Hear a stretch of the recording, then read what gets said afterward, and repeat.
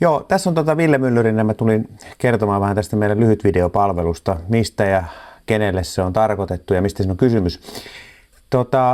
Moni tietysti tässä vaiheessa ajattelee, että toivottavasti kysymys on siitä, että Villen ura on vihdoinkin niin jyrkässä alamäessä, että kohta se on ohi.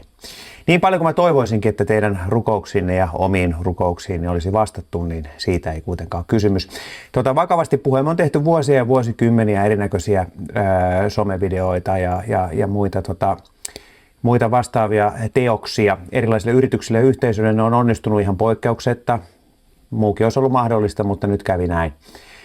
Ja siitä onnistumisesta huolimatta, niin mulla on aina jäänyt sellainen tunne, että nämä videot olisi voinut olla pikkasen enemmän. Niille saatiin paljon katsojia, mutta koska olen itsekin yrittäjä, niin ajattelen, että näillä pitäisi saada myynti- ja markkinointituloksia enemmän. Ja sitä pohdittiin tässä useamman vuoden ajan, että miten tätä puolta voitaisiin kehittää ja tultiin siihen tulokseen, että rakennetaanpa tämän ympärille oikein kunnon palvelukonseptia. Näin on nyt tehty, se on fanfarshorts.fi, sieltä löydätte lisää tietoa. Lyhyesti kuvaltuna siinä tapahtuu seuraavaa, eli meillä on siellä 3 erilaista tämmöistä palvelukokonaisuutta, joista yksi on ehkä tämä tunnetuin, mitä me ollaan nyt tehty eniten, joka toimii parhaiten tapahtuma-lanseerauksissa, rekrytointien yhteydessä tai muussa, missä tarvitaan paljon julkisuutta ja toivotaan paljon uusia katsojia, jotka ei välttämättä ole ihan sitä ydinasiakasryhmää.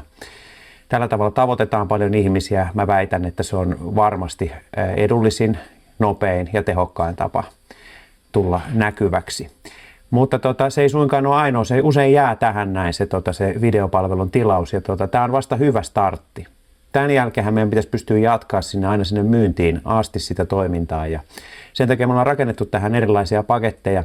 Toinen paketti on sitten jo vähän niin kuin ikään kuin ostoon valmistautuville ihmisille, jotka on kiinnostuneita siitä, että annetaan enemmän tuoteinformaatiota tai palveluinformaatiota, tehdään paremmin selväksi sitä, mistä tässä nyt on todellisuudessa kyse, kun siis ensimmäisessä videossa tietenkin tavoitteena on saada vaan mahdollisimman paljon katsoja, josta sitten siiloutuu näitä seuraavia. Ja sitten me ollaan rakennettu sinne vielä 3.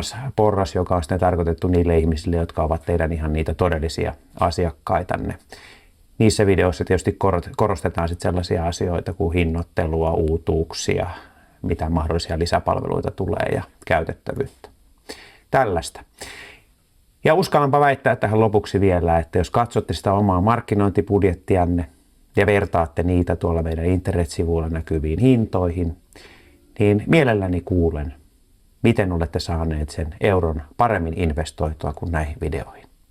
Kiitos. Eli fanfarshorts.fi, käykää tutustumassa, ottakaa tai lähettäkää sieltä yhteydenottopyyntöjä, palataan. Kiitos.